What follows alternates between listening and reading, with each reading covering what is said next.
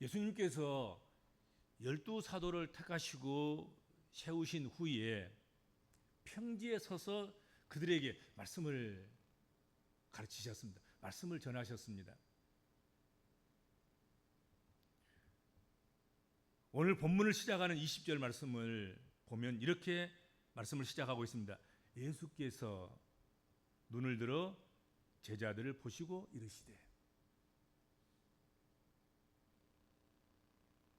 그러니까 평지에 모여 있는 사람들이, 여러 종류의 사람들이 함께 뒤섞여져 있었습니다.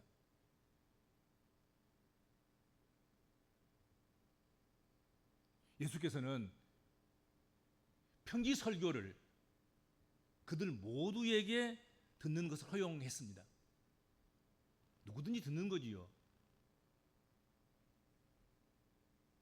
그렇지만 보다 더 중요하고 보다 더 관심을 갖고 보다 더 듣기를 원한 그런 대상은 다른 사람들이 아니라 밤이 새워서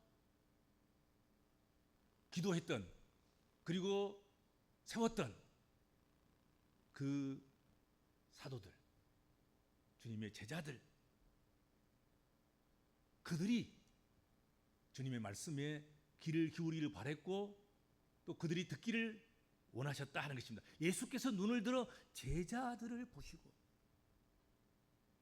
말씀을 시작하셨다는 거지요. 뭐 다 듣는 것, 그것을 듣지 못하도록 할 필요는 없습니다만 다 들어야 하지만 그 중에 특별하게 주제의 제자들, 주님께서 세우신 사도들, 믿음의 사람들, 주의 몸된 교회를 위해서, 하나님 백성들을 위해서 세워져서 그렇게 일할 그런 일꾼들, 그들을 바라보시면서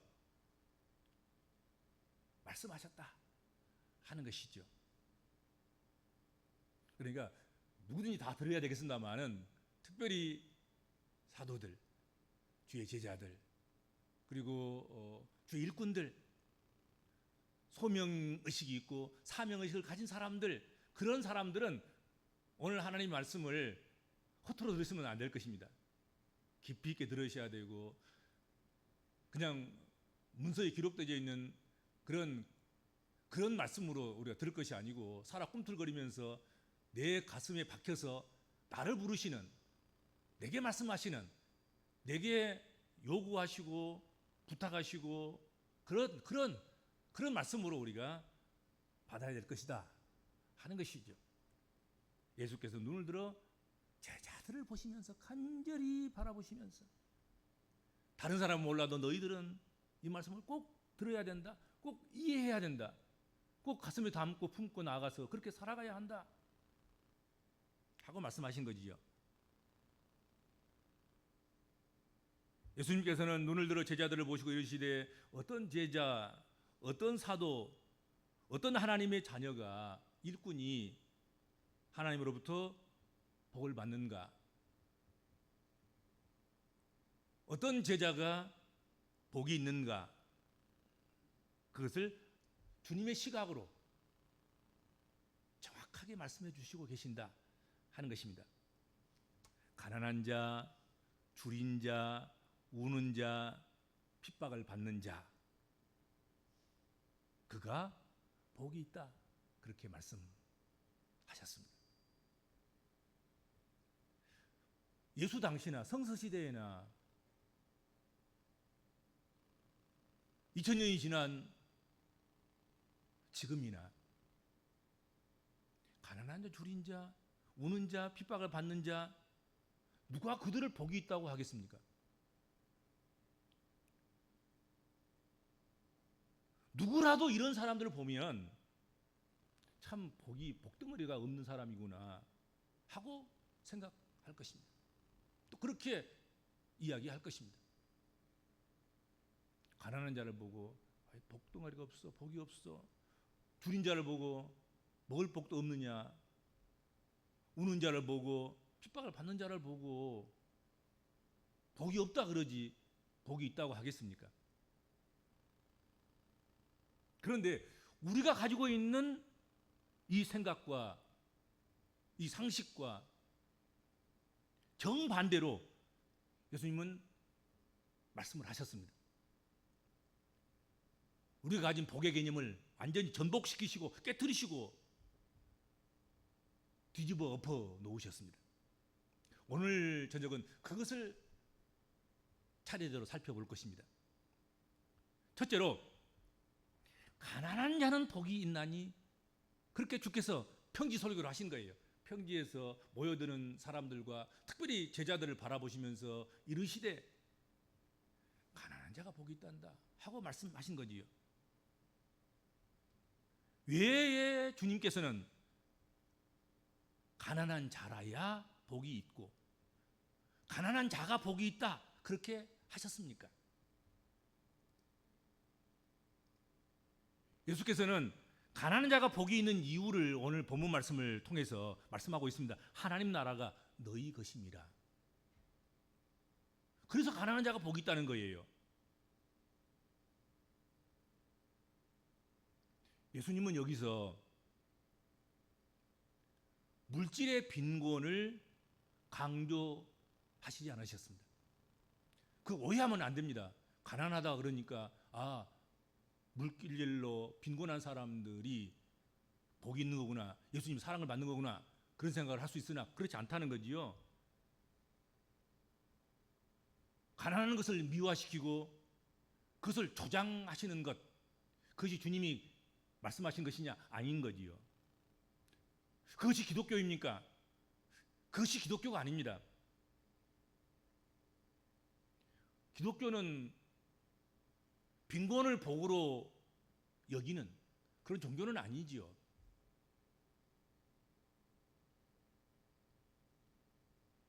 이 말씀과 병행 구절인 마태복음 5장 3절에 보면 심령이 가난한 자, 그가 복이 있다 하고 명확하게 가난을 규정해주고 정의해주고 있는 것이죠. 물질의 가난이 아닌 심령의 가난이다, 마음의 가난이다.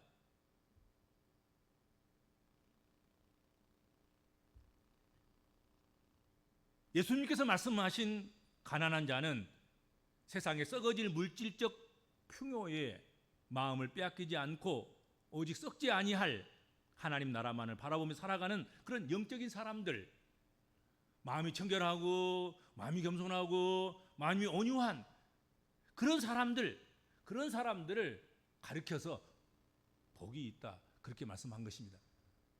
물질이 많아서 막 교만하고 물질이 많아서 마음이 복잡하고 그래서 아주 사납고 그런 사람, 물질이 많을지 모르지만 그러나 복 있는 사람은 아닌 거지요.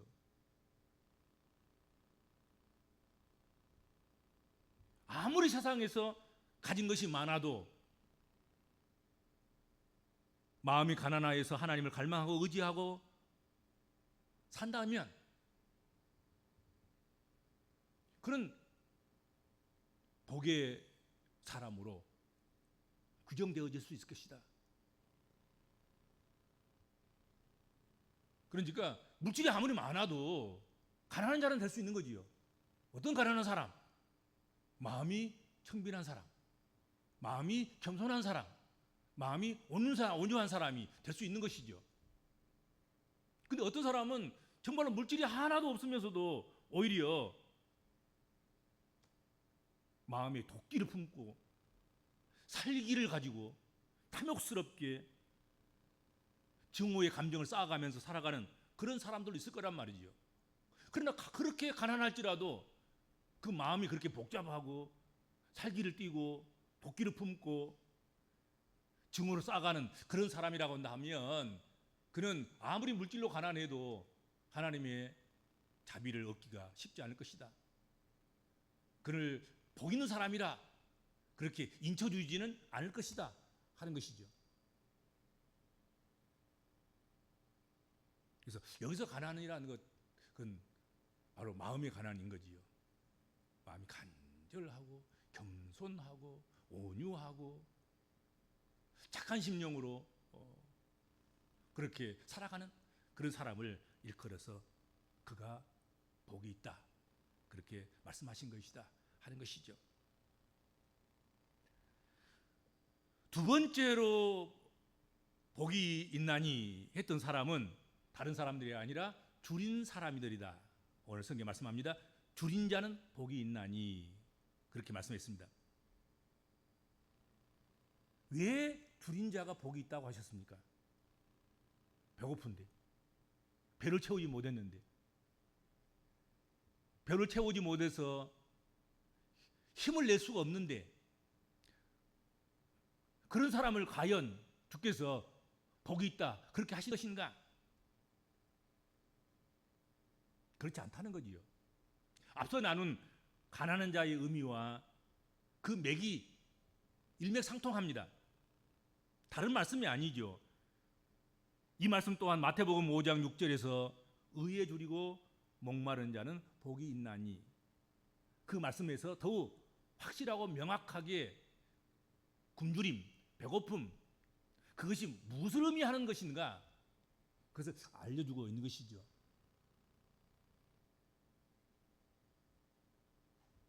예수님께서 말씀하신 줄인 자 역시 단순히 먹을 것이 없어서, 먹을 것이 부실해서 영양실조에 빠져 있는 사람, 너는 진짜 복이 있어, 그렇게 말씀하신 거 아니란 거예요.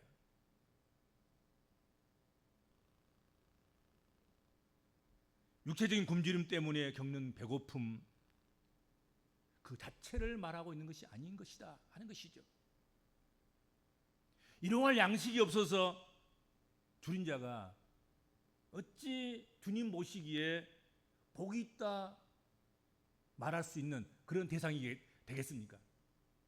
안타깝고 민망하고 불쌍하고 애처롭고 그런 대상이지. 야, 너 영양실조까지 걸렸어? 너는 참으로 복돼?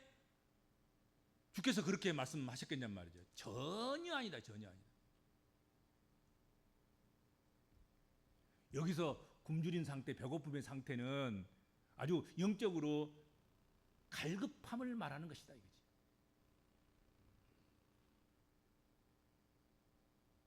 그렇게 영적으로 갈급한 그 사람에게 약속하신 너희가 배부를 것이다 하고 약속의 말씀을 주셨다 하는 것이죠.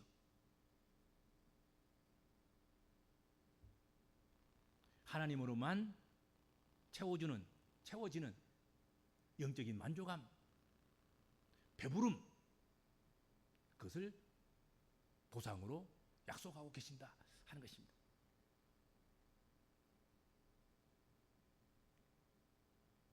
그러니까 말씀에 대한 배고픔이 있어야 되는 거죠.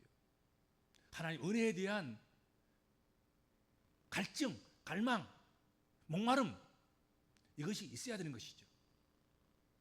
하나님 사모하는 그 마음, 그것이 간절해야 된다 하는 것이죠. 그렇죠. 그가 복이 있다. 특별히 의에 대해서, 공평에 대해서, 사랑에 대해서, 하나님과 같은 하나님의 성품에 대해서, 하나님 마음에 대해서, 거룩함에 대해서 배고픔이 있어야 되는 거예요. 갈망이 있어요. 갈증이 있어야 된다. 그런 이가 복을 받게 될 것이다. 복이 있다. 그리고 그들에게 하나님께서는 의를 채워주시고 자비를 채워주시고 위로를 부어주시며 능히 그것을 감당할 수 있는 힘을 공급하실 것이다 하고 약속하신 거라면 배부를 것이다. 배부를 것이다.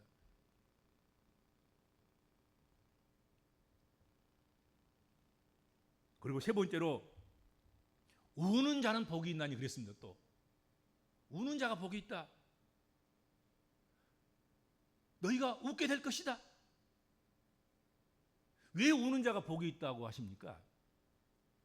어떻게 우는 자가 너희는 곧 웃는 자가 될 것이다. 웃게 될 것이다. 그렇게 말씀했을까요? 이 말씀 역시 앞에서 우리가 살핀 가난함, 굶주림, 그런 것과 같은 그런 맥락에서 말씀을 이해하면 될 것입니다. 예수님은 단순히 심리적으로 나약해 빠져서 늘 울고 사는 것, 그것을 권장하거나 미워하거나 그렇게 살아가는 것이 복이 있단다, 그렇게 말씀하고 있는 것이 아니에요. 개인적으로 불행해서, 불행 때문에 울고 또 우는, 울다가 지친, 그래서 신세한탄이나 하는 그런 것을 받아주시고 그것을 부추기시키고 그렇게 살라고 그렇게 하시는 그런 말씀이 아니다 하는 것입니다. 여기서 우는 자라는 것은 자신의 죄악에 대해서 울고 세상의 죄악에 대해서 울고 이런 것 때문에 울고 있는 자들과 함께 주님의 마음으로 우는 자들, 그들이 복이 있다 하신 것이죠. 우는 자와 함께 우는 자, 죄 때문에 우는 자와 함께 같이 울고 세상 때문에 우는 자와 함께 같이 울고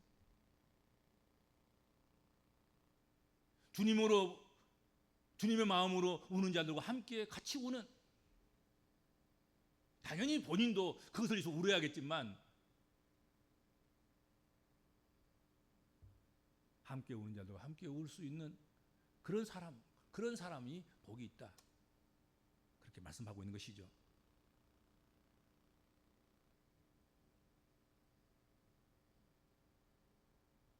여기서 말씀하신 우는 자 이 대상도 마태복음 5장 4절에서 말씀하시고 있는 애통하는 자는 복이 있나니 그들이 위로를 받을 것이며 하신 말씀과 짝을 이루고 있는 것이죠.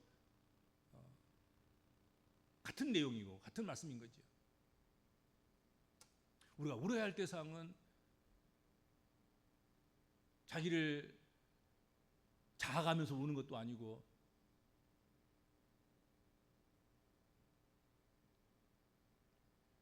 자기의 마음이 슬퍼서 자기의 마음에 취해서 그렇게 우는 울음도 아니고 죄악 때문에 우는 것이고 영혼을 위해서 우는 것이고 세상을 위해서 우는 것이고 또 울고 있는 자들을 위해서 우는 것이고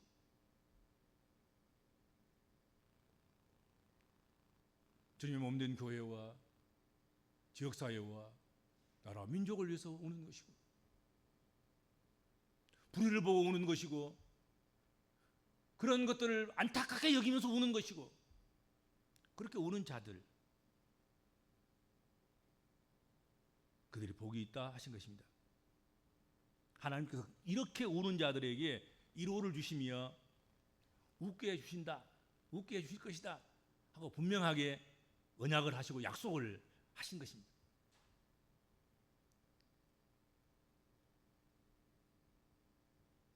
마지막으로 인자로 말미암아 사람들이 너희를 미워하며 멀리하고 욕하고 너희 이름을 악하다 하여 버릴 때에는 너희에게 복이 있도다, 그렇게 말씀했습니다. 그냥 싸잡아서 이것을 핍박받는 자가 복이 있다 하고 말씀하신 것 같습니다. 왜 핍박받는 자가 복이 있습니까? 왜 핍박받는 자야만 하늘에서 너희 상이 큽니다, 그렇게 말씀하셨습니까? 예수님은 아무 이유도 없이 고난당하는 자가, 핍박당하는 자가 복이 있다, 그렇게 말씀하고 있지 않습니다. 자신의 허물과 죄로 말미암아서 받는 마땅히 받을 대가, 지불해야 할 대가, 그래서 오는 고난이나 그런 핍박을 복이 있다, 그렇게 말씀하고 있지 않다 하는 것이죠. 죄짓고 돌팔명이 당하니까, 잘못해놓고 욕먹으니까 나는 복 있는 사람이야, 그건 말도 안 되는 소리이지 않습니까?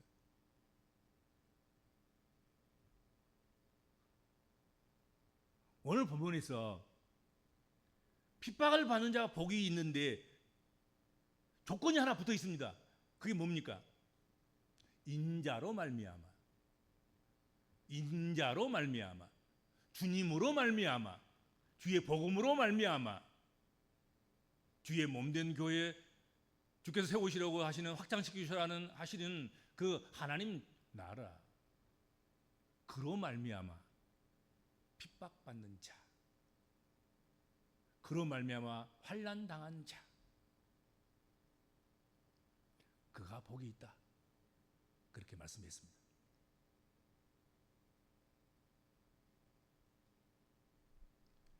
사람들이 미워하면서 멀리하고 욕하고 너 이름을 악하다 해서 버리는 그 이유가 다른 것으로가 아닌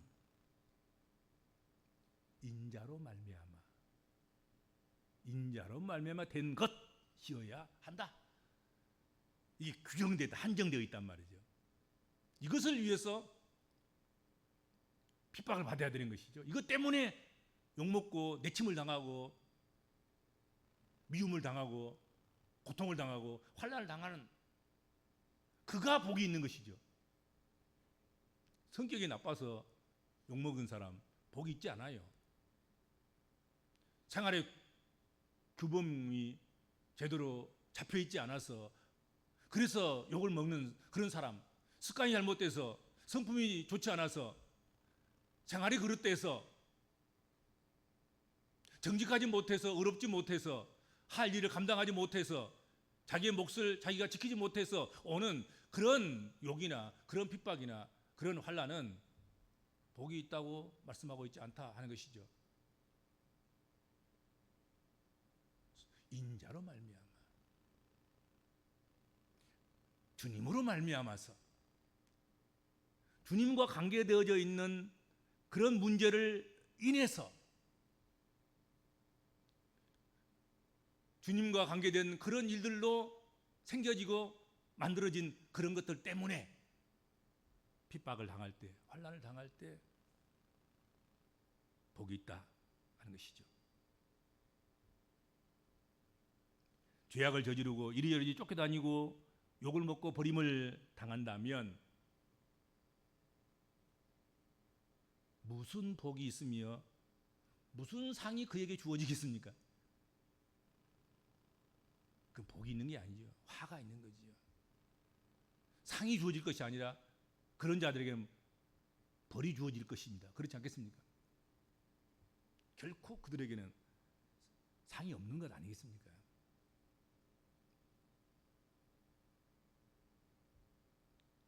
그러나 인자로 말미암아 예수 그리스도의 복음 때문에 핍박을 받으면 그것이 아무리 보잘것없는 아주 작은 것, 이까짓 것 하고 생각하고 그냥 넘길 그런 것까지도 결코 상을 잃지 않을 것이다 하는 것입니다. 뭐 큰 것만 하나님께 기억하시고 너 이거 큰 거 됐으니 너가 상을 주마 그렇게 말씀하신 것이 아니라 아주 형편없는 것, 아주 작은 것 그런 것까지라도 나 하나님께서 헤아리셔서 홀이라도 놓치지 아니하시고 상을 주신다 하는 것입니다.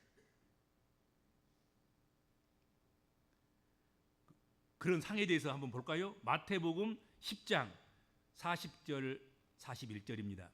마태복음 10장 40절 41절 너희를 영접하는 자는 나를 영접하는 것이요 나를 영접하는 자는 나를 보내신 이를 영접하는 것이니라. 선지자의 이름으로 선지자를 영접하는 자는 선지자의 상을 받을 것이요 의인의 이름으로 의인을 영접하는 자는 의인의 상을 받을 것입니다 하고 말씀하셨습니다.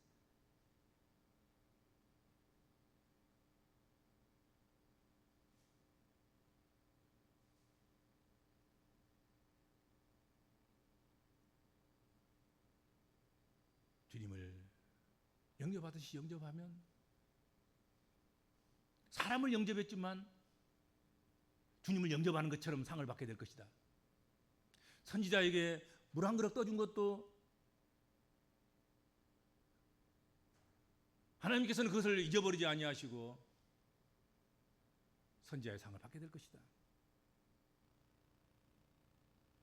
의인을 대접하고 의인을 보호하고 의인을 지키는 자들에게는 의인의 상을 필요않고 반드시 꼭 기억하고 상을 받게 해주실 것이다. 또 상을 내려주실 것이다 하고 약속하고 계신 거란 말이에요.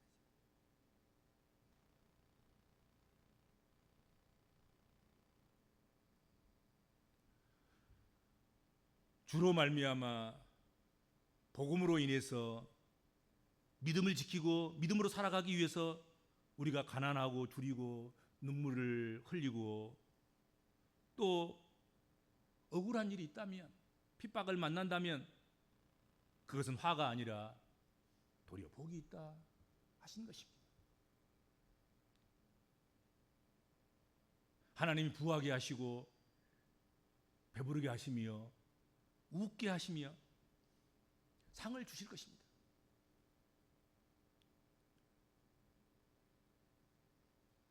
이 소망으로 흔들리지 않고 주로 말미암아 살아가는 그런 성도 여러분 되시기 바랍니다. 주님 감사합니다. 주께서 평지에 서서 주 앞에 나온 모든 사람들에게 더욱이 그 중에서도 힘쓰고 애써서 또 정성을 다해서 기도한 후에 세우신 제자들을 바라보시면서 사도들을 바라보시면서 이렇게 살라, 이렇게 행하라, 이렇게 마음 먹고 그 마음 먹은 그것이 육신을 지배하고 다스리고 육신을 조종하고 육신의 열매를 맺도록 그렇게 하라 하시면서 복이 있는 것을 가르쳐 주셨습니다.